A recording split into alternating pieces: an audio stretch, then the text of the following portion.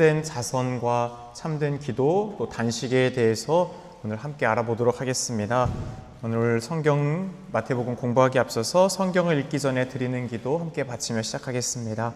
성부와 성자와 성령의 이름으로 아멘.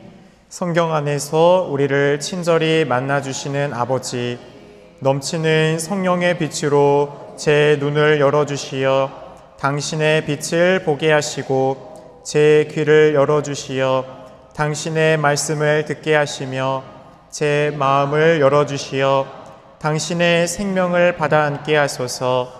그리하여 말씀의 신비가 얼마나 넓고 높고 깊은지 깨달아 알고 인간의 모든 지식을 초월한 그리스도의 사랑에 대한 뜨거운 감동으로 저의 모든 일상 생활 가운데 새로운 기쁨과 당신의 능력이 빛나게 하여 주시며 저의 모든 형제들과 함께 당신의 영광을 찬미하게 해주소서. 우리 주 예수 그리스도를 통하여 비나이다. 아멘. 성부와 성자와 성령의 이름으로 아멘. 카페 마태복음 공부에 이 파일은 올렸습니다. 따라서 잘 안 보이시면 그 핸드폰으로 카페 앱 들어가셔서 지금 올린 거 자료 보시면서 함께 하시면 될 것 같아요. 네, 오늘 마태복음 6장 이제 1절에서 4절까지 올바른 자선에 대해서 먼저 살펴보겠습니다.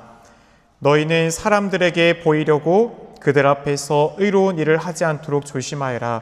그러지 않으면 하늘에 계신 너희 아버지께서 상을 받지 못한다.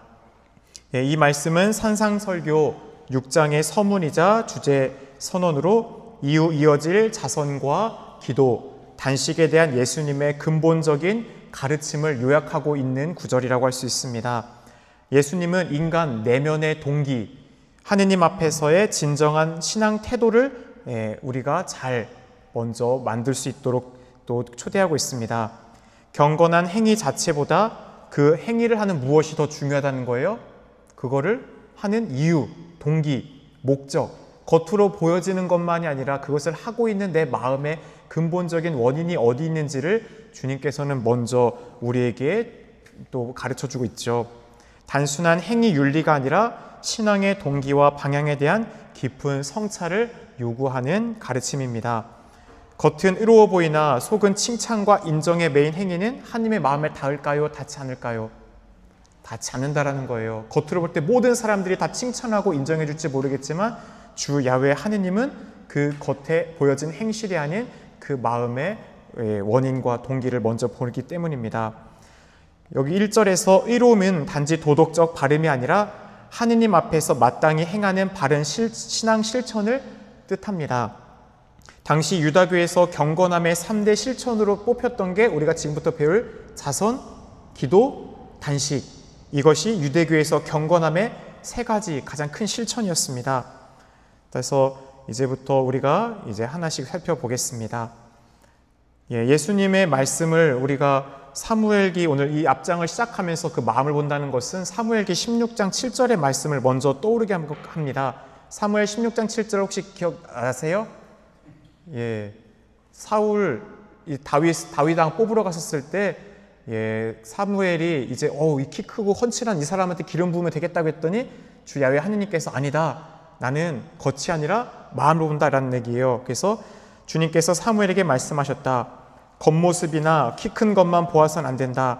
나는 이미 그를 배척하였다. 나는 사람들처럼 보지 않는다. 사람들은 눈에 들어오는 대로 보지만 주님은 마음을 본다. 이게 바로 사무엘 상권 16장 7절이죠.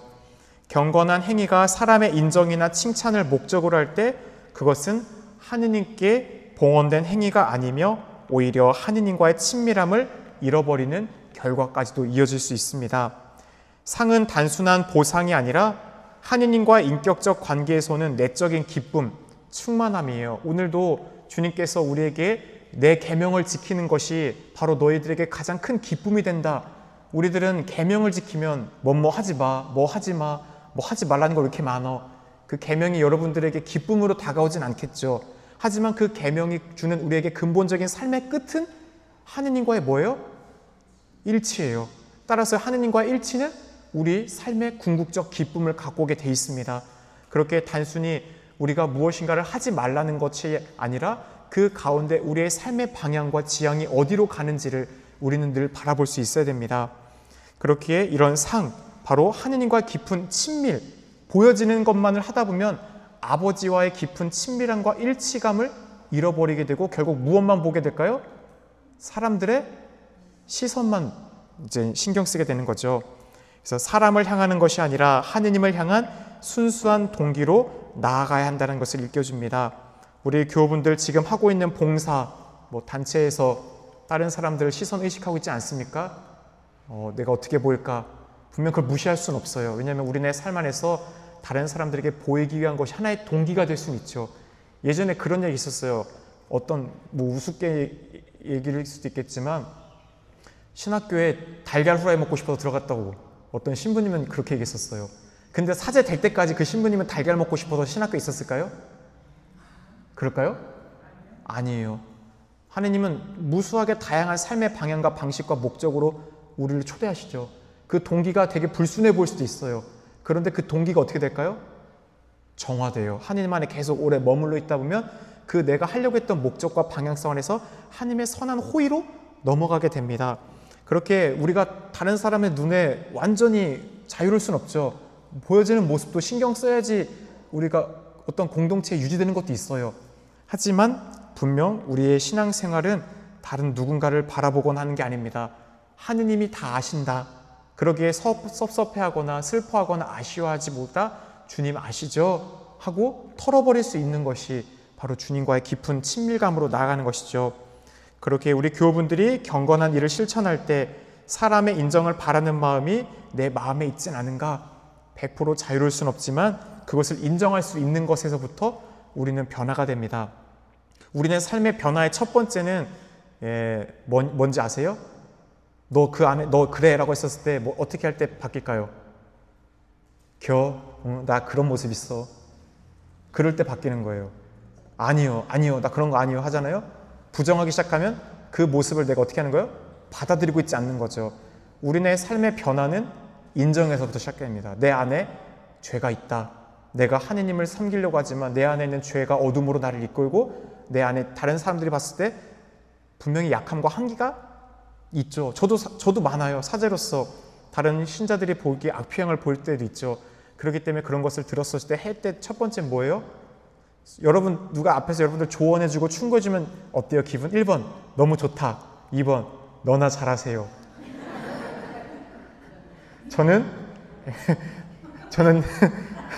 중간일 때도 있지만 주로 겉으로는 네 속으로는 너님이나 잘하세요 할 때도 있어요.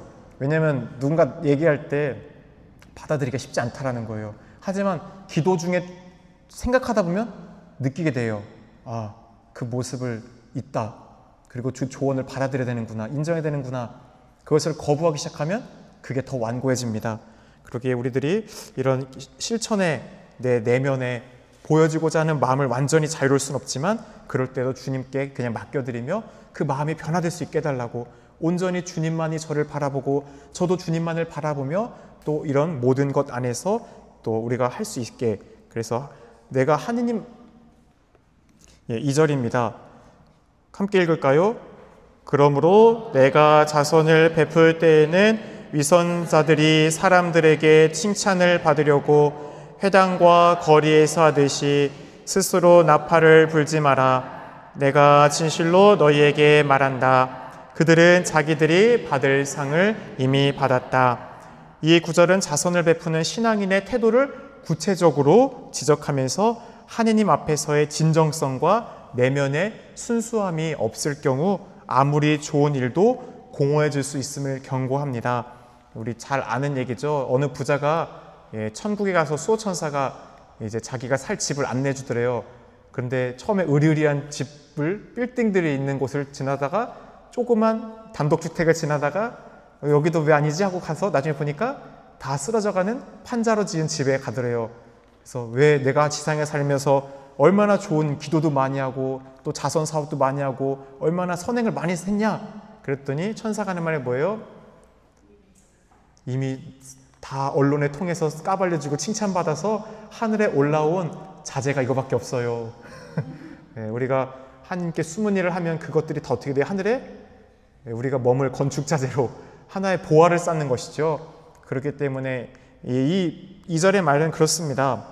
우리가 여기서 위선자처럼 행동하지 말라고 하는데, 위선자는 히포크리테스, 여기서 연극 배우를 뜻하는 단어예요.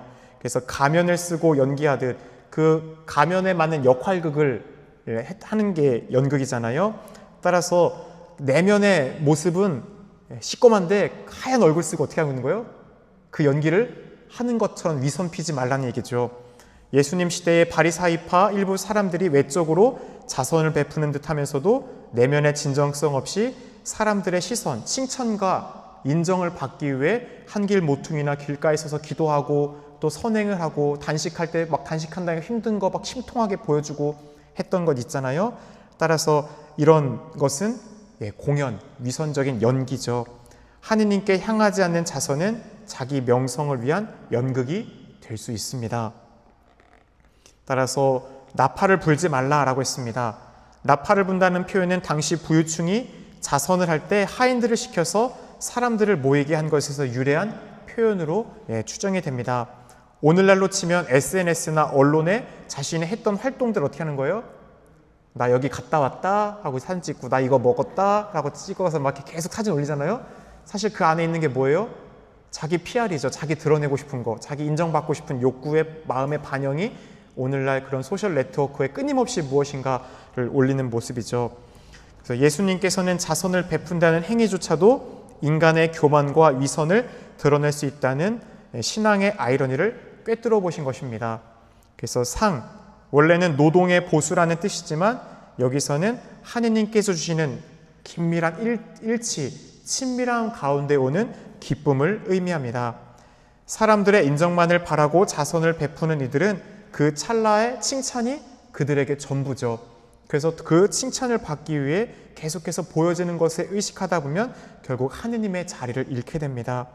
요한복음 12장 43절을 보면 그들이 하느님에게서 받는 영광보다 사람에게서 받는 영광을 더 사랑하였기 때문이다 라고 하면서 서로가 서로 칭찬하게 바쁜 그 바리새인들과 율법학자들을 질타하셨죠.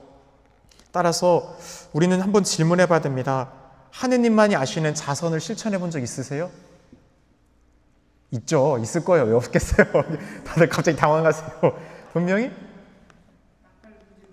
나팔 불지 말. 그래도 나팔 불지 않으려고 해도 안 하려고 해도 알게 되는 경우도 있죠. 근데 여기서 하는 것은 자연스럽게 사람들이 알게 되는 거 없을 수 없지만 내가 인위적으로 보여주려고 막 드러내려고 과시하는 그런 걸 얘기하는 거지, 사람들이 자연스럽게 우리의 모습을 보는 것들은 드러내려고 한 건 아니잖아요. 같이 하다 보면 그런 부분이 있죠. 그래서 내가 한 일은 아무도 몰라도 괜찮다. 주님, 당신만이 아신다면 그것이 저의 큰 기쁨이 됩니다. 나중에 그러면 여러분들 더 큰 상으로 주님 어떻게 해요? 주신다는 거 믿으세요? 그래요. 반드시 주세요. 상급으로 우리의 숨은 행실, 그 지향까지도 그분은 아시잖아요. 그래서 우리도 이런 고백을 할 수 있으면 참으로 좋겠습니다. 3절, 4절 함께 읽겠습니다. 내가 자선을 베풀 때에는 오른손이 하는 일을 왼손이 모르게 하여라. 그렇게 하여 내 자선을 숨겨두어라. 그러면 숨은 일도 보시는 내 아버지께서 너에게 갚아주실 것이다. 이 말씀은 자선의 핵심이 무엇을 주느냐가 아니라 어떻게 주느냐, 무엇을 주느냐가 아니라 어떻게 주느냐가 중요하다는 것을 얘기합니다. 예수님께서 자선을 베풀 때조차 자의식 없는 순수한 사랑의 행위를 하기를 원하세요. 이것을 우리가 잘 볼 수 있는 것이 뭐냐면 마태복음 25장에 나오는 최후의 심판이에요. 거기 보면 예수님께서 악인과 의인 가운데서 헐벗고 굶주렸고 옥에 갇히고 아팠었을 때 나에게 해줬던 사람들한테 물어보면 어떻게 해요? 저희가 언제 했죠? 몰라요. 저희가 예수님께 그걸 언제 해드렸죠? 한마디로 뭐 옆에 있는 사람을 예수님을 본 게 아니라 치근한 그 연민의 마음, 사랑의 마음, 슬픔에 있는 사람들에서 어떻게 하면 자동적으로 몸이 간 거죠. 손이 간 거고. 우리들이 사랑에 넘치는 사람들은 그렇게 될 수밖에 없어요. 어떤 내가 보상이나 무엇을 하려고 한 게 아니라 위급함의 순간 속에 다른 누군가에게 내가 그들을 향한 마음이 가게 되잖아요. 따라서 그들은 주님 저희가 언제 드렸습니까? 라고 했죠. 작은 이들 가운데는 주님을 알아보지 못했지만 그들이 주님이었음을. 반대로 왼쪽에 염소로 몰린 이들도 똑같은 얘기를 들을 때 주님이 언제 저희 곁에 오셨습니까? 오셨으면 해드렸죠. 라고 했지만 그들도 여전히 옆에 있는 일상의 삶 가운데 내가 어떤 큰 사람이라면 해드렸겠죠 라는 마음이잖아요. 근데 작은 이들 가운데는 주님을 만나지 못했듯이 우리들이 그 의인들, 그들을 보십시오. 그들은 순수한 마음으로 예수님을 했던 일들에서 예수님을 만났잖아요. 자의식이 없었어요. 결국 하느님과의 관계 안에서 행해지는 사랑의 실천이 되어야 한다는 초대입니다. 오른손이 하는 일을 왼손이 모르게 하라는 것은 단순한 표현의 비밀 유지를 넘어섭니다. 자기 자신조차도 그 선행을 어떻게 한 거예요? 의식을 못한 거예요. 내가 그 사람을 위해서 하는 것들이 그 사람을 위해서 자연스럽게 그냥 가는 겁니다. 그래서 극도의 겸손함, 순수한 사랑을 뜻하고 있죠. 그래서 나 착한 일 했지라는 내적 자기 만족조차도 내어놓으라는. 근데 우리 마음속에 그런 단계는 성인이 돼야지 내릴 것 같죠. 와, 나 오늘 참 좋은 일 했다, 착한 일 했다, 되게 뿌듯하고 기쁘네. 이런 것을 처음부터는 자유로울 수는 없을 거예요. 하지만 주님께서 우리에게 말씀하셨던 것은 어떤 이런 것조차도 내려놓고 그 의인들이 주님 저희가 언제 주님께 해드렸습니까? 라고 했던 것처럼 옆에 있는 사람들에게 자연스러운 연민의 마음을 어떻게 하는 거예요? 그냥 내 할 일을 하고 그냥 쓱 지나가는 거예요. 그게 와 오늘 나 잘했다, 착한 일 했다 이럴 수도 있지만 어느 순간이 되면 어떤 사람들은 그냥 그건 당연한 일이야 라고 할 수 있는 거예요. 예수님이 우리에게 요청하는 것은 바로 그런 거겠죠.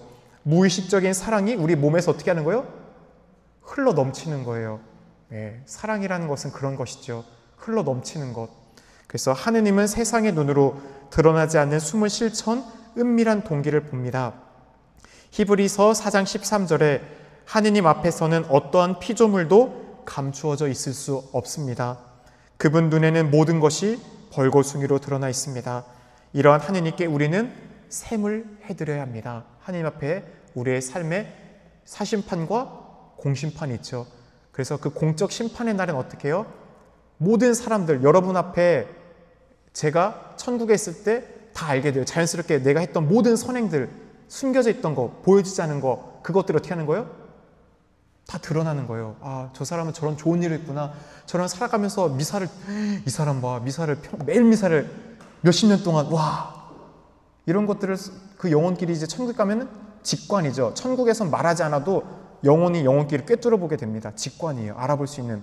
따라서 우리들의 선업과 행업이 다 드러나요. 근데 반대로 악인들도 이 지상에서 저렇게 착하게 살았는데 그런 말 있죠. 지옥 갔더니 신부님들, 수도자들 많다고.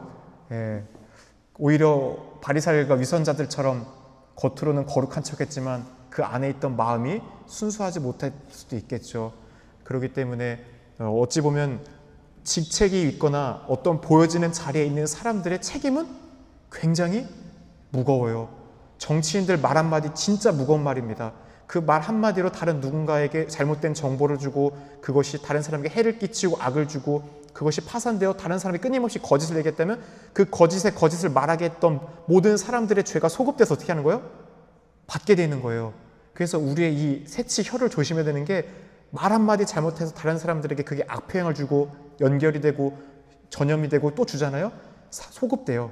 그걸 준 사람에게 다시 돌아가게 됩니다. 그렇기 때문에 우리들이 이런 사회적인 자리에 있는 사람들, 공인들은 그만큼 자신들의 책임, 큰 힘에는 큰 책임이 따르는 거예요.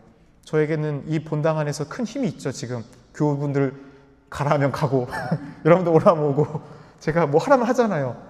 근데 그것만큼 이 교회 안에 주교님이 보내신 파견의 사명을 하고 있지만 그에 따른 여러분들에게 좋은 표양을 저는 어떻게 되는 거예요? 자주 보여줄 수 있도록 노력해야 되는 거죠. 그렇지 못하면 그 부분에 대해서는 하느님께서 분명 마지막 날 그에 대한 셈을 어떻게 하는 거예요? 바쳐야 되는 거예요. 우리 교우분들도 마찬가지예요. 여러분의 직장, 여러분의 가정, 여러분의 삶 안에서 하느님이 여러분에게 요구하신 덕이 있어요. 내가 어떤 성인처럼 똑같이 사는 건 아니지만 평생 안에서 여러분이 살아가야 되는 삶의 목적과 방향을 하느님은 고유하게 주세요. 그 고유한 능력과 카리스마를 찾아가는 것이 우리의 신앙생활의 여정들입니다. 그래서 그런 것들은 대부분 우리가 어떤 봉사나 다른 선익을 위해서 또 다양한 십자가의 모습을 오지만 정말 그런 가운데서 발견하게 되죠. 따라서 우리들이 하느님 앞에 샘을 그날까지 정말 내 내면의 동기가 순수하게 사랑의 마음으로 정화될 수 있도록 오늘 주님께서 우리에게 다시 한번 참된 우리의 단식, 기도, 자선을 이야기하고 있습니다. 세상이 모르는 것을 보시는 하느님은 오직 진심으로 드려진 사랑을 기억하고 우리에게 반드시 갚아주십니다. 너에게 갚아주실 것이다 라는 표현은 단순한 보상이 아닌 하느님과의 관계 안에서 주어지는 은총, 그분과의 오는 평화, 기쁨입니다. 자선을 통해 하느님께 더 가까이 가는 은혜, 내면의 자유와 깊은 친밀함이 참된 보상입니다. 칭찬을 얻기 위해 준 자는 칭찬을 받았고 하느님께 드리기 위해 준 자는 하느님을 얻는다라는 표현이 있습니다. 따라서 우리는 질문해 보면 좋겠습니다. 자선을 베풀면서 스스로에게 만족을 주려는 의도가 있지는 않았습니까? 나의 삶은 하느님 앞에 은밀하게 쌓이는 성덕의 씨앗들, 내가 주님만이 아시는 더 깊은 내면의 성덕을 쌓고 있는 부분들은 무엇이 있습니까? 이런 것들을 한번 성찰해 보면 좋을 것 같아요. 이제 올바른 기도, 마태복음 6장 5절에서 8절입니다. 5절 함께 읽을게요. 너희는 기도할 때에 위선자들처럼 해서는 안 된다. 그들은 사람들에게 드러내 보이려고 회당과 한길 모퉁이에 서서 기도하기를 좋아한다. 내가 진실로 너희에게 말한다. 그들은 자기들이 받을 상을 이미 받았다. 이 말씀은 기도의 본질을 되돌아보게 하는 깊은 가르침입니다. 예수님은 단순히 공적 기도를 하지 말라고 하시는 것이 아니라 기도의 동기와 방향이 하느님께 향하고 있는가를 묻고 계십니다. 앞서서 크리테스, 이 가면을 쓴 연기자, 위선자, 약간 이 위선자라는 것은 아까 그 가면이랑 똑같은 말이에요. 그래서 진심 없는 신앙의 연출자를 뜻합니다. 예수님께서 여기는 지적하시는 대상은 당시 기도하는 가운데 사람들에게 보여주기 위한 위선을 부렸던 바리사이들의 그 태도를 비판하시는 것이죠. 그래서 루카복음 18장 11절을 보면 이런 말이 있습니다. 바리사이는 꼿꼿이 서서 혼잣말로 이렇게 기도하였다. 오 하느님, 제가 다른 사람들, 강도짓을 하는 자나 불의를 저지르는 자나 간음을 하는 자와 같지 않고 저 세리와도 같지 않으니 하느님께 감사를 드립니다. 라고 하면서 저 뒤에서 감히 하느님을 보지도 못하고 목을 숙여서 가슴을 치고 있던 그 세리와 죄인들, 오히려 그들이 의롭게 되어 하느님의 집을 돌아섰다라고 했죠. 오히려 기도 제일 맨 앞에서 경건한 척은 했지만 어찌 보면 그 가운데 보여주기 위한 자신만의 만족을 위한 신앙을 하고 있던 이런 기도는 하느님의 마음에 닿을 수가 없습니다. 그래서 회당과 한길 모퉁이, 회당은 유다교인들이 우리가 이렇게 공적인 예배를 하듯이 그 마을을 가면 조그만 시나고게 회당들이 있어요. 그래서 공식적인 기도처죠. 한길 모퉁이는 많은 사람들이 지나가는 장소입니다. 이들은 기도의 대상이 하느님이 아니라 누구였던 거예요? 사람들이었죠. 하느님과의 대화가 아니라 신앙의 연출, 공연을 하고 있던 것입니다. 그래서 기도는 보여지는 것이 아니라 들리는 것이어야 됩니다. 그래서 이미 상을 받았다. 앞선 마태복음 6장 2절과 똑같은 구조입니다. 사람에게 칭찬을 얻었으면 그것이 다다, 끝이다 라는 것입니다. 그러나 그들은 하느님과의 깊은 일치, 영혼 깊은 곳에서 오는 내면의 평화와 위로를 얻지 못한 것이겠죠. 요한복음 5장 44절을 보면 자기들끼리 영광을 주고받으면서 한 분이신 하느님에게서 받는 영광은 추구하지 않니 너희가 어떻게 믿을 수 있겠느냐. 바리새가 율법학자들이 어떻게 해요? 서로가 기도하면서 기도 잘한다고 서로 자화자찬하고 칭찬하고 서로 막 영광을 돌려받고 있는 가운데 하느님을 향한 자리가 그들의 마음의 믿음이 어떻게 생기겠느냐라고 예수님은 얘기한 것이죠. 그래서 진정한 기도는 사람에게 보이기 위함이 아니라 하느님 자신을 낮추어 올리는 내면의 대화입니다. 카톨릭 교회교리에서 2559항 기도는 겸손한 마음의 응답이다. 하느님께 나아가기 위해서는 자기를 낮추는 마음이 필요하다라고 하고 있습니다. 따라서 예수님께서 우리에게 기도할 때 보이기 위한 것이 아니라 이제 어떻게 해야 되는지를 6절을 통해 말씀해 줍니다. 함께 읽겠습니다. 너는 기도할 때 골방에 들어가 문을 닫은 다음 숨어 계신 내 아버지께 기도하여라. 그러면 숨은 일도 보시는 내 아버지께서 너에게 갚아주실 것이다. 골방은 유다 가정에서 깊숙한 창 없는 방으로 창고, 어떤 농기구, 모아놓는 이런 비밀 장소처럼 이렇게 여겨던 곳이죠. 그러나 여기서는 물리적인 골방을만을 뜻하는 것이 아니에요. 어떤 것이에요? 우리네 마음 깊이에 계신 주님을 만나기 위한 내면으로 더 깊이 들어가는 것이죠. 영혼 깊숙한 곳, 하느님과 내가 둘만 존재하는 내면의 성소가 바로 그 골방입니다. 시편 46편 11절에 너희는 멈추고 내가 하느님임을 알아라 라고 했습니다. 멈추어서서 우리의 마음, 이냐시오 아우구스티노 성인도 고백록에서 얘기했잖아요. 우리 주 하느님을, 야훼 하느님을 찾기 위해서 세상의 많은 곳을 다 돌아다녔지만 결국 어디 있었다고요? 그분은 내 안에 계셨거늘 나는 세상 밖에서 끊임없이 주님을 찾았습니다. 그분이 내 안에 계셨는데 우리가 다른 곳에서 주님을 찾고 있는 것이겠죠. 그래서 하느님과 마주하는 침묵의 자세를 또한 상징합니다. 문을 닫고 기도해라. 우리 내면 깊숙이 주님과의 대화를 하는 것이죠. 기도는 말하는 것이지만 동시에 대화는 듣는 것도 우리에게 중요합니다. 외침보다 침묵 속에 하느님을 만나는 시간입니다. 그렇게 우리 각 가정에 혹시 기도하는 장소, 교우분들 집에 가보면, 가정방문 가보면 이 집이 가족끼리 기도하는구나, 안 하는구나, 이 대략적으로 파악할 수 있는 지표들이 몇 가지가 있어요. 방 다 둘러보면 어떤 것들이 알 수 있을 것 같아요? 기도상. 일단 그 집에 가면 제일 메인 공간에 무엇이 놓여져 있는지를 보는 거죠. 그래서 저는 어렸을 집에 가면 말씀드렸잖아요. 저희 집은 그 예전에 성림동 성당 성전을 아버지가 사진을 인쇄해서 이 빔 스크린 만한 걸로 벽에다 붙여놨어요. 그럼 집에 항상 들어가면 정면에 뭐가 있어요? 성당 사진이 이만큼 박혀 있는 거예요. 그리고 그 앞에는 파티마, 루르드, 성가정, 예수성심, 무슨 상은 다 있어요. 그러니까 남들 집에 가면 어때요? TV가 있고 그 안에 소파가 있고 가족들이 이렇게 TV 보면서 막 오손도손 하는 집인데 우리 집은 그렇지가 않았어요.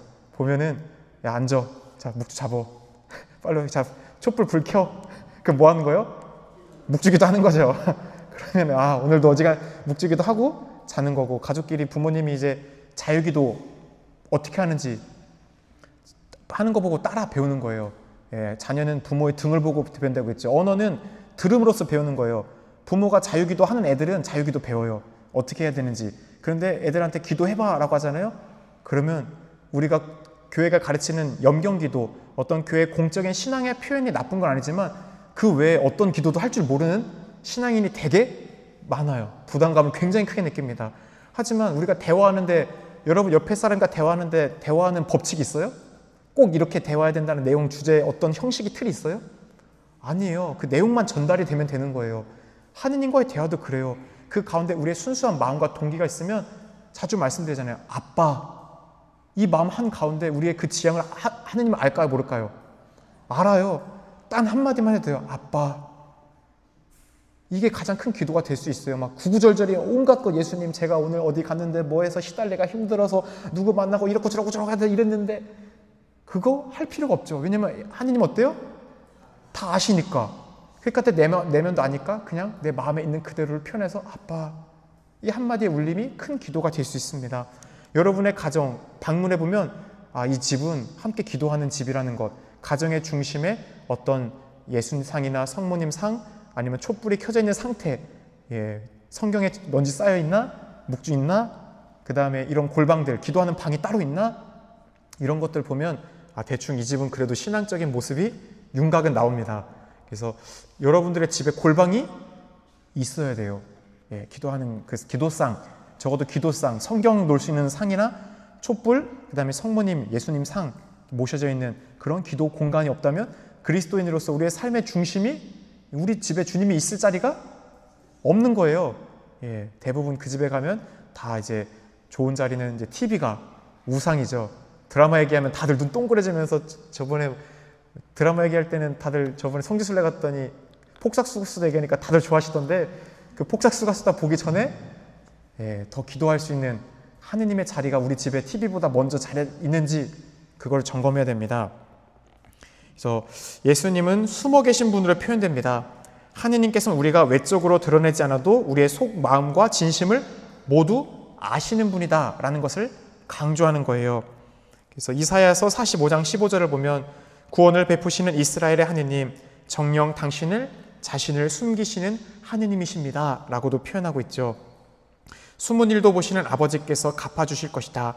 우리의 내면의 충실함은 반드시 응답을 받는다라는 얘기입니다.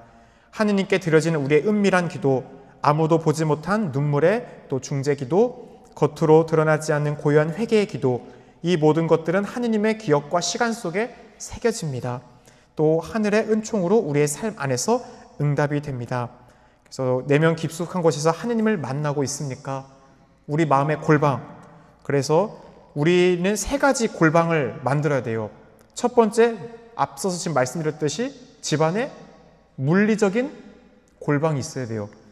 묵주, 촛불, 성화 놓을 수 있는 기도를 위한 그런 좋은 자리가 골방이 있어야 되는 거고요. 또한 정신적인 골방이 있어야 됩니다. 마음 안에 기도의 방, 바쁜 일상 속에서 분주한 가운데서도 잠깐 동안 눈을 감고 주님, 저와 함께 하소서 라고 할 수 있는 그 쉼의 시간들, 하루의 분주함 속에서도 우리가 삼종기도 시간 되면 잠깐 멈춰서 강생의 신비를 묵상하는 것들이 그런 골방을 만드는 시간들이 돼요. 화살기도 바치는 시간들, 우리가 작은 일 하면서 어떤 일을 하기 전에 지향을 넣는 그 시간들이 마음의 골방으로 순간 들어가서 주님을 함께 모시는 것이죠. 또 기억의 골방, 우리네 삶 속에서 보면 하느님을 깊이 있게 만났던 시간들이 여러분들의 삶 속에 있어요. 하느님이 주셨던 은총의 시간들이 있습니다. 어떤 성지순례나 피정을 갔었을 때 하느님이 나에게 도와줬던 손길들을 체험했던 그 시간들을 다시 한번 그 안에 또 들어가 보는 거예요. 아, 그때 하느님이 이 사건을 통해서 나에게 주고자 했던 메시지가 뭐지? 내가 어떻게 했어야 되지? 무엇을 바라봐야 됐지?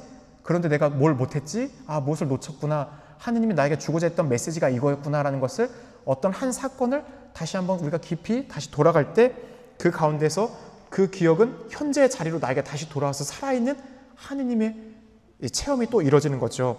그래서 그런 하느님을 깊이 체험했던 순간들, 기억의 골방으로 들어갈 수 있어야 됩니다. 너희는 나를 기억하여 이를 행하라 했던 것처럼 우리들이 그런 기억 속으로 자주 들어가는 것도 좋은 하느님과의 체험을 떠올리는 시간들이 우리들의 삶에 많이 있어야 됩니다. 7절 함께 읽겠습니다. 너희는 기도할 때에 다른 민족 사람들처럼 빈말을 되풀이하지 마라. 그들은 말을 많이 해야 들어주시는 줄로 생각한다. 예수님께서는 기도를 말의 양이나 반복 횟수로 평가하는 것이 아니라 이런 외적 형식주의를 경계했습니다. 따라서 하느님과 인격적 관계 안에서 이루어지는 진실한 마음의 대화가 더 중요하다. 앞서 말씀드렸던 것이 그냥 우리 마음에 있는 순수함, 아빠 그 한마디 안에도 모든 것이 담길 수 있죠. 빈말은 헬라어로 의미 없는 중얼거림, 텅 빈 반복을 의미합니다. 그래서 우리가 묵주기도 바칠 때 가장 경계해야 될 게 이런 거예요. 우리가 어떤 성사는 사유성이 있기 때문에 미사 중에 몸은 여기 있지만 생각은 딴 나라 가서 있을 수 있죠. 그래도 은총은 똑같이 주어지죠. 성사의 은총은 하나님이 주신 은총이기 때문에. 하지만 준성사, 십자가의 길, 묵주기도, 우리가 어떤 성체조배, 우리가 노력을 해야 받게 되는 은총의 통로들은 그만큼 우리의 공과 열정, 준비에 따라 또 베푸는 그 사람의 성덕에 따라 받는 은총의 덕이 다르죠. 그렇기 때문에 특별히 이런 묵주기도도 레지오 활동복을 위해서 많이 해야지 하고 해서 막 50단 바쳤어요. 근데 아까메키로 이렇게 이런 식으로 바치면 의미가 없겠죠. 정말 우리가 그 한 단을 바쳐도 예수님의 전 생애의 모든 시간들, 그분이 우리를 했던 그 활동의 시간들을 관상을, 묵주기도는 염경기도이지만 묵상, 머리의 지적인 활동도 있고 우리의 지적인 내면에서 관상, 어떤 한 조명의 빛으로 어떤 장면을 깊이 있게 바라볼 수도 있죠. 따라서 어떤 그 신비의 장면, 성화 같은 거 잘 줍으면 도움될 때 있어요. 그래서 우리가 각 신비의 성화들 묵주기도 할 때 그 신비 성화 계속 바라보면서 바치는 것도 큰 도움이 돼요. 딴 생각하는 게 아니라 그 장면 안에서 내가 함께 있다라고 느끼거나 이 장면 안에서 느껴지는 것들, 어떤 내가 그 순간의 주인공이 돼보는 것들, 그런 시간들 가운데 깊은 관상으로 들어갈 수도 있죠. 아니면 어떤 단어 하나의 의미를 더 깊이 입으로는 하고 있지만 그 단어가 나에게 주는 게 은총이 가득하다는 건 뭘까? 우리가 이분 숙달돼서 줄줄 나오지만 그 가운데서도 은총의 삶이라는 것은 성모님처럼 모든 것을 믿고 따라가는 게 은총이 가득한 삶이구나. 순간적으로 이렇게 생각할 수 있죠. 나의 삶에서 오늘 은총이 가득하면 어떻게 될까? 이런 생각들, 하느님과 관련된 지적인 생각들을 하면서 그 묵주기를 바칠 때 그 기관을 단 한 단만 맞춰도 5단을 아까메키로 한 것보다 더 은총이 클까요? 작을까요? 더 커요. 왜냐하면 그것은 준비된 성덕과 노력과 자세에 따라 받는 은총이 다르기 때문이에요. 그렇기 때문에 우리들이 이런 어떤 거 할 때 정신을 집중하지 않고 많은 것들 하고 있으면 차라리 짧게라도 한 단을 더 정성껏 한번 바쳐보는 게 더 좋습니다. 그래서 어떤 주문을 반복하던 것처럼, 그래서 이사에서 엘리야가 바알 예언자들을 싸울 때 바알은 끊임없이 막 바알이시여 하면서 막 서로 막 칼로 막 서로 몸 찔러가면서 황홀경까지 빠지잖아요. 그런데 황홀경은 빠지는데 그런 어떤 하나님 체험, 그들만의 체험이었죠. 그렇지만 우리 주 야훼 하느님께서는 조용한 이사야를 만났던 것을 보면 바람 속에서 침묵 가운데 그분은 우리를 찾아줍니다. 그래서 기도는 말을 많이 하는 것이 아니라 마음으로 깊이 머무는 시간입니다. 참된 기도는 하느님을 설득하는 것이 아니에요. 우리는 기도할 때 왜 기도해요? 하느님의 뜻을 알기 위해서 기도하는 거예요. 내가 그분의 뜻을 다 모르기 때문에 내 뜻을 들어주세요. 청원 기도도 있죠. 하지만 대부분 우리의 기도는 그 단계를 넘어서 어떻게 되는 거예요? 주님 아버지, 제 뜻이 아니라 아버지 뜻을 알게 해주시고 그것을 실천할 수 있게 해주세요. 그래서 기도하는 가운데 우리의 동기가 변화되어 가는 거예요. 내 뜻을 관철시키려고 했던 예전의 삶이 아니라 이제는 하느님께서 원하시는 게 있구나. 제가 그것을 저번 강론 때 한번 말씀드린 적이 있어요. 제 삶에서 가장 극명하게 체험했던 거 기억나시는 분? 다 처음 듣는 것처럼, 그래서 또 다시 신나서 얘기할게요. 다행이네요. 다들 까먹으신 것 같아요. 그 어머니 머리 수술 2번 하실 때, 이제 뇌수막 부종염으로 이제 어머니 이제 군대에서 나왔었을 때, 그때 어머니가 하는데 이미 저희 너무 늦게 갔죠. 이제 눈만 안 보이시니까 어머니는 안과만 갔는데 이제 머리 쪽인 거죠. 그래서 이제 시신경이 종양으로 눌려서 다 끊긴 거죠. 그런 상태에서 제가 그때 그 어머니 16시간인가 막 이렇게 수술 하시는데, 그때는 신학생 때인데 어떤 기도를 했냐면, 하느님, 어머니 수술 잘 안 돼서 죽으면 하느님 평생 원망하겠다고, 증오하겠다고, 신학교 때려치겠다고, 이런 협박성 기도했죠. 그러면서 어떻게 보면 내 뜻을 어떻게 하는 거예요? 무조건 다 잘 돼야 돼요. 무조건 어머니가 100% 수술이 잘 돼야 되고 모든 것이 완벽해야 된다. 그런 거였었는데, 근데 이제 어머니가 수술하고 나서 이제 보면 저희 어머니는 이제 왼쪽은 다 고장나 있어요.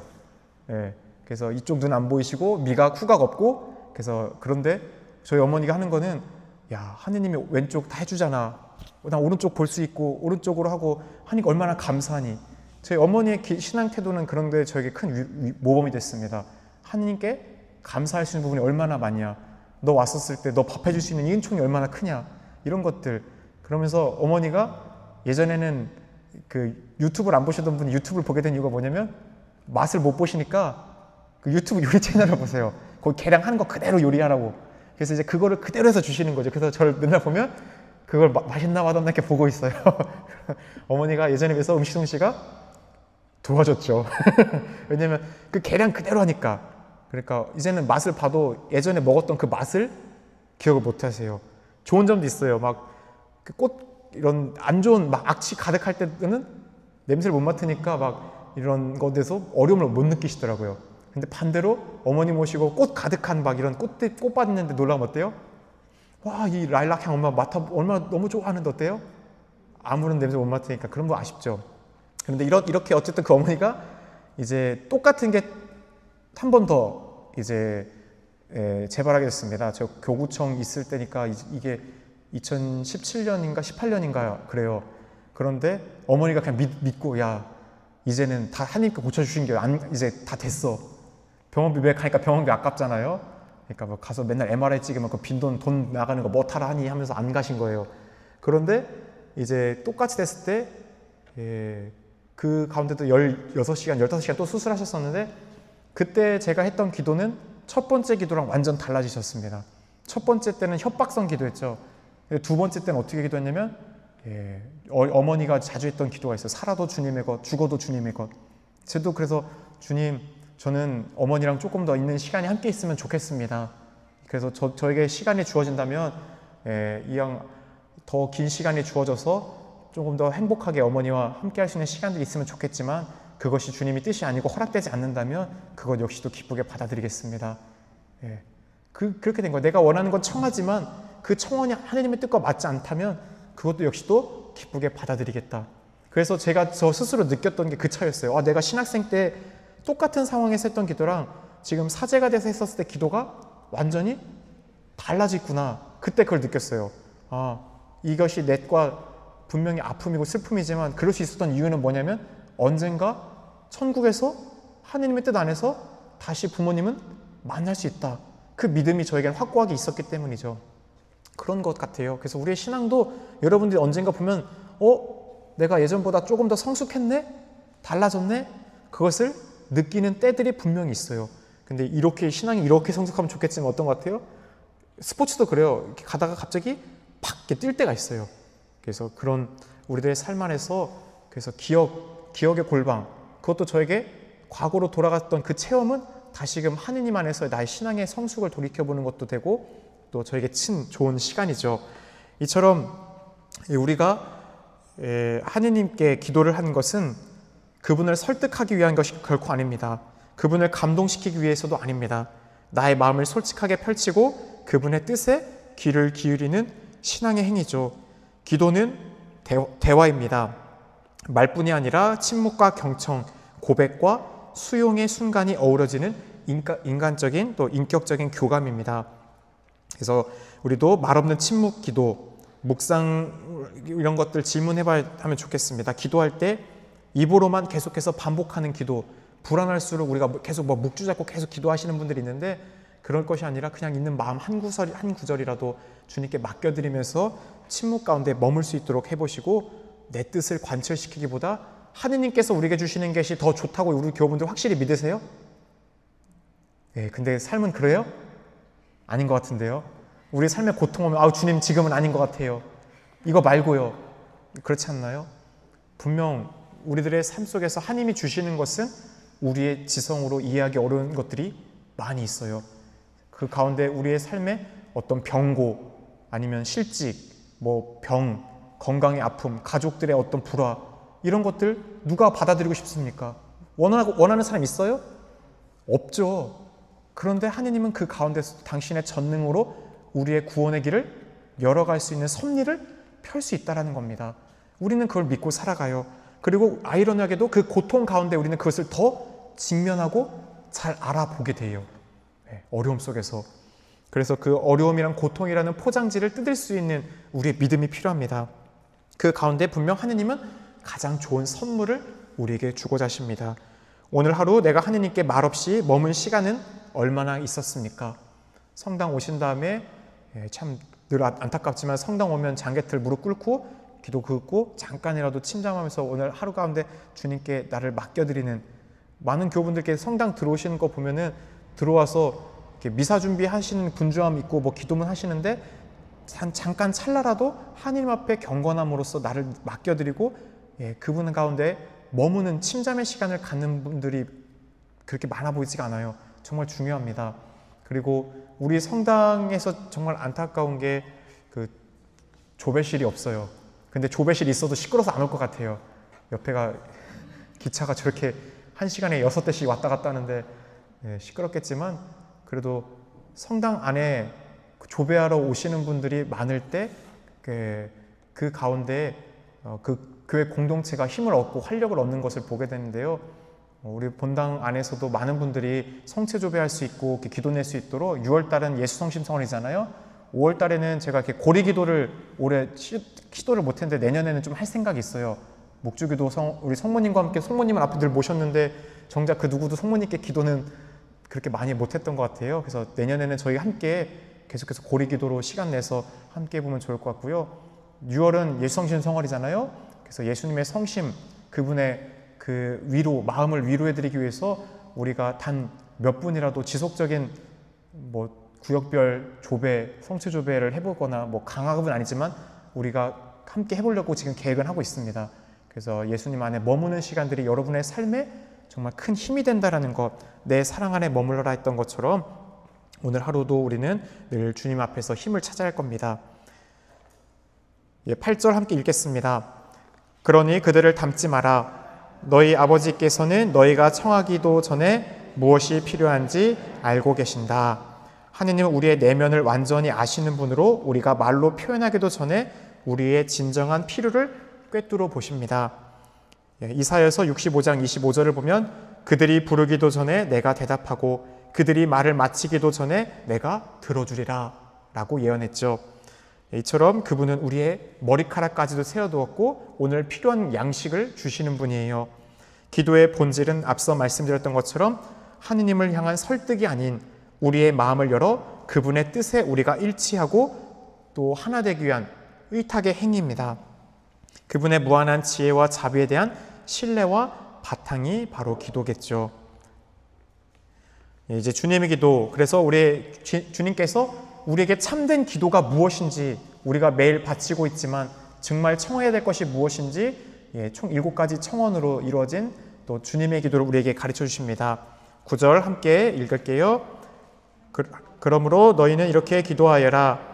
하늘에 계신 저희 아버지의 이름을 거룩히 드러내시며, 여기서 하느님을 아버지라고 부르는 것은 그 전까지 주 야훼 하느님의 이름을 함부로 부르지 마라 라고 해서 야훼 대신 뭐라고 했어요? 아도나이, 주인님 이렇게 돌려 표현했죠. 그런데 예수님이 와서 하느님을 어떻게 불러요? 아빠, 가장 친밀한 이 관계로서 표현했잖아요. 이렇게 자녀로서의 특별한 신분을 우리에게 알려주셨어요. 우리는 그분의 사랑받는 아들, 딸, 자녀입니다. 오늘 복음에서도 하느님께서, 아버지께서 나를 사랑하신 것처럼 나도 너희를 그렇게 사랑했다고 했죠. 하느님께서 예수님을 사랑하신 것, 하느님의 사랑이 어떤 건지는 우리가 예수님의 사랑을 통해 알 수 있게 됐죠. 바로 십자가 위에서 모든 걸 내어주는 그 사랑이 하느님의 사랑이잖아요. 그래서 하느님과의 친밀한 그 관계, 자녀로서의 특별한 신분을 나타내며 우리가 하느님을 아빠라고 부를 수 있도록 해주신 것, 그것은 특별한 은총을 우리에게 열어주신 겁니다. 하늘에 계시다라는 것, 우리가 주님의 기도를 바칠 때 하늘에 있다고 하면 저 멀리 우리를 초월해 계신 아득히 우리와 상관없는 분이에요. 하느님은 아니에요. 내재해 계신 분이에요. 이 땅에 우리와 단 두세 사람이라도 내 이름으로 함께 있는 곳에 나도 너희와 함께 있겠다라고 했고, 우리가 하느님 나라는 이미 너희 가운데 있다라고 하셨죠. 따라서 이런 물리적인 장소가 하늘에 계신 아버지가 아니에요. 이것은 물리적인 개념을 말하는 것이 아니라 바로 하느님의 무한한 초월성과 위대함을 드러내는 것이 하늘에 계시다라는 것이죠. 동시에 모든 피조물을 사랑으로 감싸고 돌보시는 현존하는 분임을 표현하는 것이 하늘에 계시다. 모든 것을 다 주관하신다. 모르는 것이 없다라는 것이 바로 이 표현이죠. 그래서 하느님의 이름, 우리는 주 야훼 하느님의 이름을 거룩히 빛날 수 있도록 해야 됩니다. 그래서 그분의 성품, 그분의 영광, 사랑과 정의를 우리는 세상 사람들에게 드러내야겠죠. 그래서 우리의 선행으로 하늘에 계신 아버지를 다른 사람들이 찬양할 수 있게 해야 하는 것입니다. 그래서 거룩히 우리들이 주님을 드러내는 삶으로 대표될 수 있는 것들이 무엇이 있을까요? 신자임으로써 성호경 긋는 것, 세상 밖에서 그리스도인이라는 것을 우리가 드러내 보이는 거잖아요. 그러는 가운데서 우리가 다른 사람들에게 기회가 좋든지 나쁘든지 어떤 복음을, 삶을 전하고 실천하는 것들, 그리고 축복해 주는 말을 하는 것, 용서가 되지 않는 사람들을 용서해 주는 것, 바로 이런 것이 하느님의 이름을 빛내는 것입니다. 10절 함께 읽겠습니다. 아버지의 나라가 오게 하시며 아버지의 뜻이 하늘에서와 같이 땅에서도 이루어지게 하소서. 하느님의 나라는 단순한 지리적인, 정치적인 왕국이 결코 아닙니다. 하느님의 나라는 누가 다스리는 나라죠?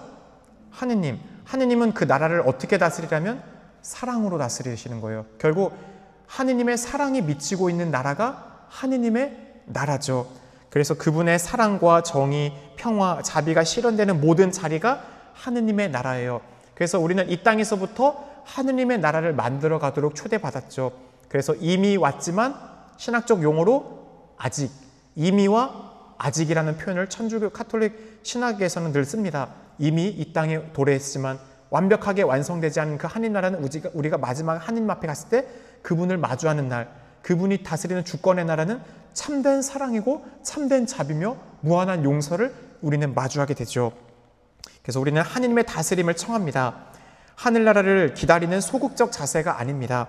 내 삶 안에서 우리 교우분들이 오늘 살아가는 여러분의 가정과 직장과 삶 안에서 만난 이웃들 가운데서 우리가 어떻게 하겠다는 거예요? 그 나라를 내가 만들겠다라는 거예요. 만들 수 있는 힘을 어떻게 하는 거예요? 청하고 있는 거예요.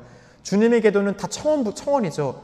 앞에 전반부는 하느님 나라의 의로움, 아버지 이름이 빛나는 것, 이런 하느님의 뜻을 찾는 것, 하느님과 관련된 거라면 후반부는 이 지상의 우리와 관련된 것들 4가지를 청하지만 결국 하느님 나라의 의로움을 청하면 모든 것들은 다 받게 된다라는 이 궁극적 청원 가운데 우리가 이 주님의 기도를 바치면서 나는 내가 있는 곳에서 사랑의 공동체를 만들고 있는가? 이 기도를 바치면서 그런 기도를 우리는 순간순간 묵상할 수 있어야 되는 것이에요. 그래서 우리는 능동적으로 선언하는 겁니다. 내 삶 안에서 하느님의 나라를 살아가겠다. 내가 만들어 가겠다라는 거예요. 그래서 이 기도는 겟세마니 동산에서 예수님께서 보여주신 그 순명의 모범을 본받는 것입니다. 제 뜻이 아니라 아버지의 뜻이 이루어지게 하소서라는 그리스도인의 근본 자세를 담고 있죠. 카톨릭 교회 교리서 2825항은 하느님의 뜻은 모든 사람이 구원이 되고 진리를 깨닫게 되는 거다. 하느님의 뜻은 한 명도 빠짐없이 모든 사람이 다 어떻게 되는 거예요? 영원한 생명을 얻는 거예요. 기쁨을 누리는 거예요. 그러기에 우리가 그 기쁨을 누릴 수 있도록 오늘도 주님은 우리에게 어떻게 해요? 내 계명을 지켜라. 사랑을 살아가라. 그러면 너희가 기쁨을 누리고 나의 뜻 안에서 하나가 될 것이다 라고 얘기하고 있죠. 11절 오늘 저희에게 일용할 양식을 주시고 여기 2가지 물리적 양식과 영적인 양식을 뜻한다라는 거 다 알고 계시잖아요. 그래서 오늘이라는 것은 단순한 시간 개념이 아니라 하느님의 은총이 실현되는 순간 하느님께서 의탁할 수 있는 오늘날의 우리의 인간의 유한성을 기억하면서 시간의 주인은 늘 누구예요? 내가 아니에요. 하느님이죠. 내일 내가 일어나지 못하면 그것은 하느님께서 우리의 시간을 그렇게 만드신 시간이 그날까지인 거예요. 따라서 오늘 우리가 일어나는 것은 하느님이 우리에게 오늘 이 시간을 허락해 주셨기 때문에 가능한 겁니다. 그래서 오늘이라는 것은 늘 하느님의 은총의 날입니다. 그래서 오늘은 미래에 대한 불안보다 현재에 충실하라는 예수님의 가르침을 담고 있죠. 마태복음 6장 34절에서도 내일 걱정은 내일이 할 것이다. 내일 걱정까지 하지 마라. 갖고 하지 마라. 오늘로 충분하다라고 했습니다. 그래서 일용할이라는 헬라어 에피우시우스는 우리의 존재를 유지시켜주는 필수적인 양식을 뜻해요. 우리의 삶을 유지시키는 필수적인 존재 양식. 그래서 우리에게 꼭 필요한 모든 것들을 뜻하는 게 일용할 양식입니다. 여기에서 검소함, 절제, 만족, 신뢰라는 기쁜 영적 가치가 담겨져 있습니다. 그래서 우리의 육신을 위한 물질적 먹거리뿐만 아니라 영혼을 위한 하느님의 말씀과 성체 성사, 말씀의 식탁과 우리가 성찬의 식탁, 2가지 식탁이 이 미사의 2 기둥이잖아요. 따라서 육적인 양식, 또 우리의 영혼을 살찌우는 말씀과 성체에 대한 존재론적 필요 양식을 우리가 먼저 청할 수 있도록 청하고 있는 겁니다. 12절 함께 읽을게요. 저희에게 잘못한 일을 저희도 용서하였듯이 저희 잘못을 용서하시고, 하느님께 용서를 청하기 전에 우리가 먼저 이웃을 진심으로 용서했는지 깊이 성찰하도록 주님은 초대하시죠. 이는 기도의 진정성을 확인하는 영적 거울과 같습니다. 하느님께서는 우리를 이미 모두 먼저 용서하시죠. 우리에게 남은 것은 그 은총을 받아들이고 실천하는 선택의 문제입니다. 타인을 용서함으로써 우리가 용서를 받게 돼 있어요. 결국 용서하지 않는 그 길의 끝은 늘 말씀드렸지만 무엇이 남아요? 죽음이 남습니다. 다른 사람, 너도 죽고 나도 죽겠다. 이게 용서하지 않는 길을 걷는 거예요. 두 개 무덤을 파는 것이라고 말씀드렸잖아요. 그렇게 우리들의 삶 속에서 용서하기 쉽지 않을 때, 용서는 우리의 힘만으로는 할 수가 없기 때문에 어떻게 하라고 한 거예요? 이 기도를 늘 바치면서 우리가 먼저 누구에게 용서받았다는 걸 잊지 말라는 거예요? 하느님께. 그래서 마테오복음 우리가 18장인가? 갑자기 생각 안 나네. 되찾은 종의 비유 뭐죠? 마테오복음 18장 23절 35절일 거예요. 거기 보면 베드로가 주님, 제 형제가 잘못하면 몇 번 용서해야 됩니까? 라고 하는 몇 번이에요? 7번, 77번. 7에 70 곱하라는 뭐 뜻이 아니라 7에 7이니까 완전수의 완전수죠. 상징적인 거잖아요. 완전히, 무한전히 용서해야 된다. 용서는 횟수도 제한도 없다라는 얘기입니다. 그 뒤에 매정한 종의 비유를 분명히 들려주셨잖아요. 10,000달란트 탕감받은 사람, 16만 년 일해야지 갚을 수 있는 돈이에요. 한 데나리온을 10,000달란트를 환산하면. 근데 16만 년 여기 살 수 있는 사람은 없죠. 한마디로 하느님 앞에서 우리 모두 엄청난 죄인인데 그 주님은 그 모든 것을 늘 용서하신다라는 거예요. 그런데 우리는 우리 형제, 나에게 아무리 잘못했어도 그것은 하나님 앞에 클 수가 없죠. 100데나리온, 100일치 노동자 품삯을 빚진 형제를 용서하지 않고 그를 감옥에 가둘 때 우리도 주님께로부터 우리가 되질한 그 죄로 돌림받게 돼 있습니다. 그렇게 용서는 점진적으로 이루어져요. 우리 마음속에 정말 한 예를 들어 여러분의 가족을 죽인 사람이 있을 때 한 번에 용서가 될까요? 될 수 있는 사람도 있겠죠. 그런 사람도 있을 수 있어요. 그런데 그 미움과 증오를 끊어내기 위한 우리의 어떤 시간이 필요한 거예요? 기도의 시간이 필요한 거예요. 그리고 그 감정이 사라지는데도 인간적인 시간이 필요해요. 아픔, 기억과 상처가 치유되는 시간이 있어야 돼요. 몸의 상처나 이런 정신적 치유도. 그러는 가운데 우리의 마음에 주님이 청하는 건 뭐예요? 그 악의 악으로서가 아니라 선으로 그 악을 이겨내라는, 미움과 증오, 용서하지 못했다는 완고함을 선으로 이겨낼 수 있도록 늘 너가, 아들아, 딸아, 네가 먼저 나로부터 그 어떠한 죄라도 용서받고 있지 않느냐, 그러니 너도 가서 그렇게 해야 된다라는 그것을 잊지 말라는 초대겠죠. 예수님께서 십자가에 보여주신 용서의 모범을 우리는 기억해야 됩니다. 아버지, 저들을 용서해 주십시오. 그들은 자기가 무슨 짓을 하는지 모릅니다 라고 하며 우리가 나아가야 할 그 길을 밝히는 등불을 역할을 해주셨죠. 나는 하느님께 고해성사 보기 전, 용서를 청하기 전에 내가 용서하지 못하는 사람은 없는지 돌이켜봐야 합니다.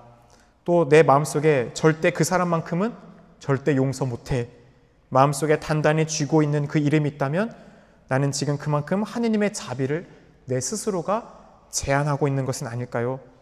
기도 중 용서하지 못하는 사람의 이름을 부르며 우리는 이렇게 기도해야 됩니다. 주님, 제 힘만으로는 안 됩니다.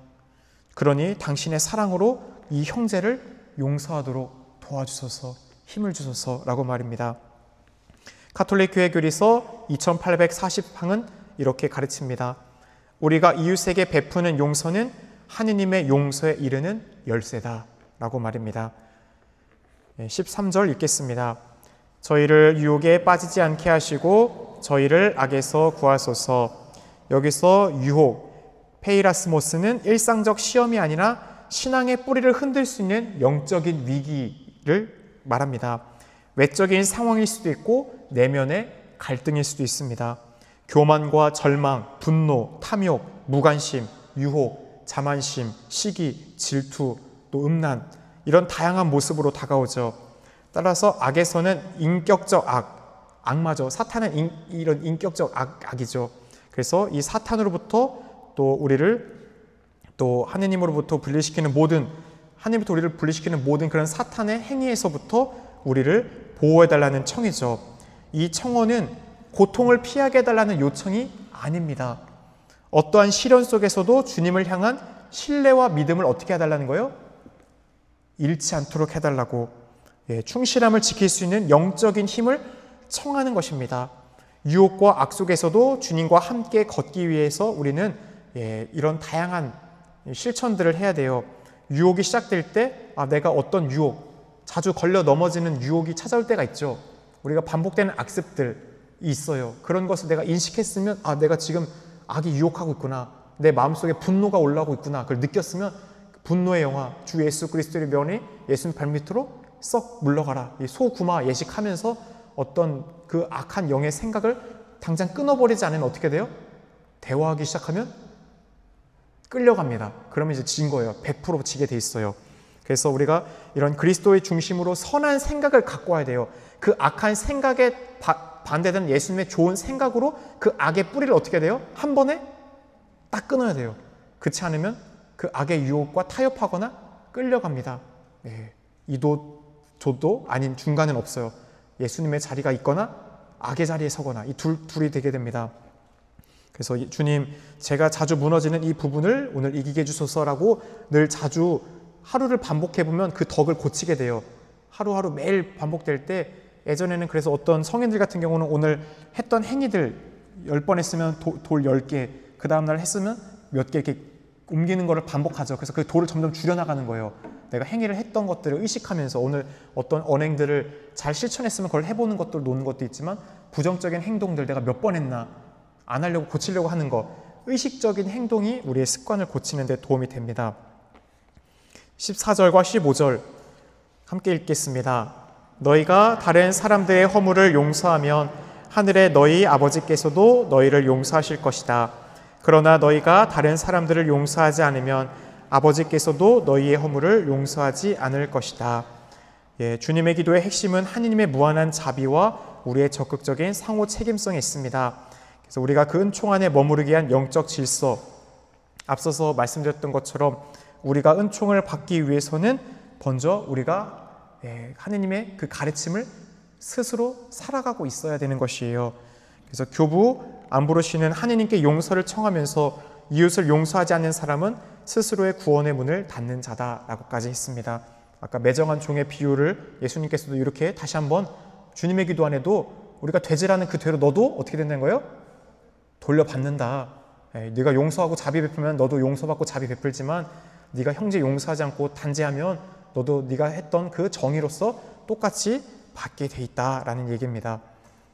그러면서 오늘 우리가 우루과이에 있는 한 성당의 작은 주님의 기도지만 참 깊은 성찰과 묵상을 주는 울림이 있기 때문에 함께 바쳐보면서 주님의 기도 바치면 더 좋을 것 같아요. 함께 한번 바쳐볼게요. 너희는 하늘에 계신이라고 말하지 마라. 늘 세상 일에만 빠져 있으면서 우리라고 말하지 마라. 늘 혼자만을 생각하면서 아버지라고 말하지 마라. 한 번도 아들, 딸로 산 적이 없으면서 이름이 거룩히 빛나시며 라고 말하지 마라. 늘 자기 이름을 빛내려고 안간힘을 쓰면서 아버지의 나라가 오시며 라고 말하지 마라. 물질 만능의 나라를 원하면서 아버지의 뜻이 이루어지소서 라고 말하지 마라. 늘 내 뜻이 이루어지기를 바라면서 일용할 양식을 주소서라고 말하지 마라. 먹고 살 재산을 다 축적해 놓았으면서 저희가 용서하듯이 하고 말하지 마라. 늘 미움과 앙심을 품고 있으면서 저희를 유혹에 빠지지 않게 하지 마라. 늘 죄지을 기회를 찾으면서 악에서 구하소서라고 하지 마라. 악을 보고도 아무런 양심의 가책을 느끼지 않으면서 아멘이라고 응답하지 마라. 주님의 기도를 진정 나의 기도로 바친 적도 없으면서. 이제 올바른 단식에 대한 내용입니다. 16절 함께 읽겠습니다. 너희는 단식할 때에 위선자들처럼 침통한 표정을 짓지 마라. 그들은 단식한다는 것을 사람들에게 드러내 보이려고 얼굴을 찌푸린다. 내가 진실로 너희에게 말한다. 그들은 자기들이 받을 상을 이미 받았다. 예수님은 이 말씀을 통해 경건한 행위의 진정한 목적이 무엇인지 다시 한번 짚어주고 있습니다. 그래서 올바른 기도, 그 올바른 앞에 희생, 우리가 이 자선과 단식, 기도 모두 다 같은 맥락이죠. 내양, 숨어있는 내적인 그 지향과 의향이 더 중요하다는 것입니다. 그래서 단식은 하느님과의 관계를 깊이 하기 위한 회개와 기도의 행위이지 사람들 앞에서 자신의 경건함을 드러내기 위한 무대가 아니다라는 것을 명확히 하십니다. 단식의 본래 의미는 회개와 절제, 기도입니다. 단식은 구약에서부터 하느님 앞에 겸손히 나아가는 회개의 표현이었습니다. 그래서 레위기 23장을 보면 전 이스라엘 백성이 단식하며 죄를 속죄하던 날이 있었고, 또 요나를 보면 요나의 선포 뒤에 모든 사람들이 자루옷을 입고 재를 뿌리고 단식을 선포하죠. 그리고 바리사이들은 매주 월요일과 목요일 두 차례 단식하며 경건함을 실천했지만 예수님은 그들의 동기를 문제 삼으셨습니다. 요엘 2장 12절에 13절에 이런 말이 있죠. 너희는 단식하고 울며 슬퍼하면서 마음을 다하여 나에게 돌아와라. 너희의 옷이 아니라 너희의 마음을 찢어라. 겉모습이 아니라 마음이 중요하다라는 핵심 메시지입니다. 어떤 이들은 사람들의 시선을 얻기 위해 이 단식할 때 힘들다라는 것을 드러내기 위해 얼굴을 찡그렸던 것이에요.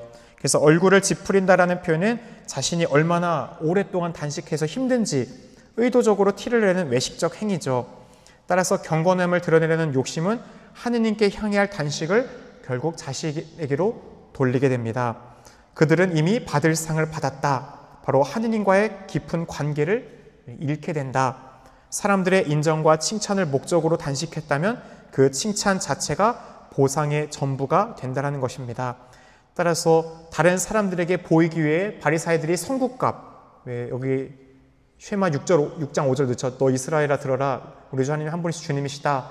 마음을 다하고 목숨을 다하고 힘을 다하여 주 너희 하나님을 사랑해야 된다 해서 그 말씀을 성국값에 넣고, 그래서 옷자락 수를 길게 늘어뜨리고 다 이런 것들을 보여주기 위한 것이었다라고 예수님이 질타하셨죠. 결국 우리의 신앙의 행위를 하느님을 향하고 있는가, 사람들의 인정을 바라고 있는가, 이것이 다시 한번 주님께서 우리에게 또 묻고 있는 이 올바른 단식의 그 지향이라는 것을 기억해야 합니다. 17절 너희는 단식할 때 머리에 기름을 바르고 얼굴을 씻어라.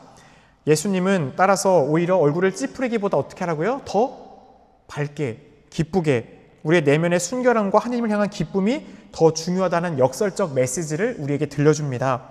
따라서 단식은 슬픔의 의식이 아니라 하나님을 사랑하기 때문에 어떻게 하는 거예요? 자발적으로 그분 앞에 내가 지은 죄에 대한 통회의 마음으로 기쁨으로 하는 행위가 되어야 됩니다. 머리에 기름을 바르는 것과 얼굴을 씻는 것은 축제날 행하던 단장의 행위예요. 축제 때 유다인들이.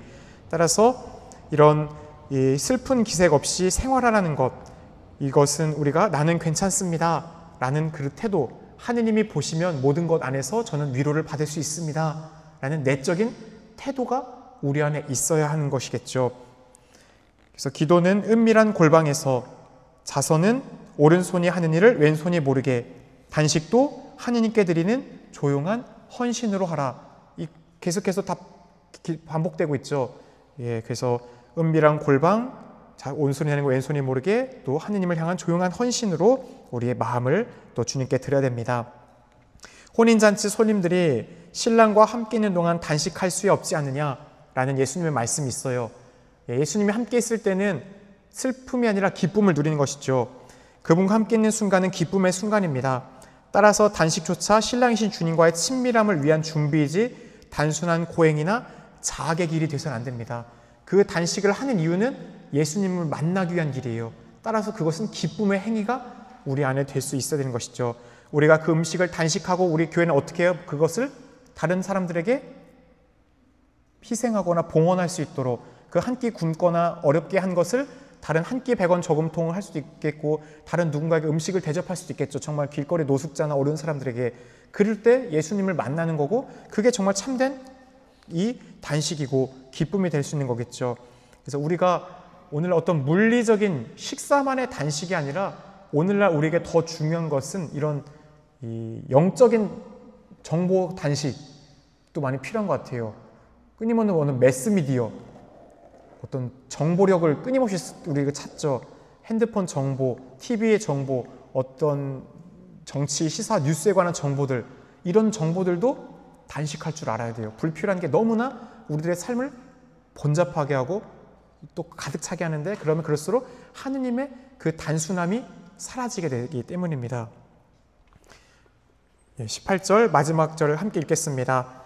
그리하여 내가 단식한다는 것을 사람들에게 드러내 보이지 말고 숨어 계신 내 아버지께 보여라. 그러면 숨은 일도 보시는 내 아버지께서 너에게 갚아주실 것이다. 바로 예수님께서 마태복음 6장에서 반복해서 강조하신 핵심은 숨어 계신 하느님입니다. 6장 4절, 6장 6절에 이어서 단식마저도 사람의 눈이 아니라 누구를 지향해야 돼요? 하느님의 눈, 그분이 바라보시는 눈에 맞아야 된다는 것입니다.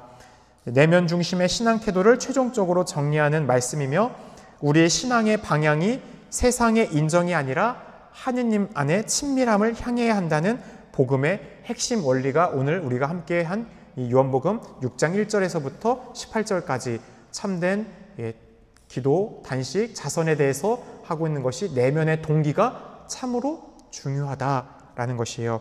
숨어 계신 아버지께 보여라, 내면을 보시는 하나님 앞에 올바로 서라 라는 가르침을 함께 기억하시면 좋겠습니다. 마친 기도로 성경을 읽은 후에 드리는 기도 함께 바치겠습니다. 성부와 성자와 성령의 이름으로 아멘. 하늘과 땅을 지으신 아버지, 예수 그리스도를 우리에게 보내시어 당신을 우리의 아버지라 부르게 하시니 찬미 받으소서.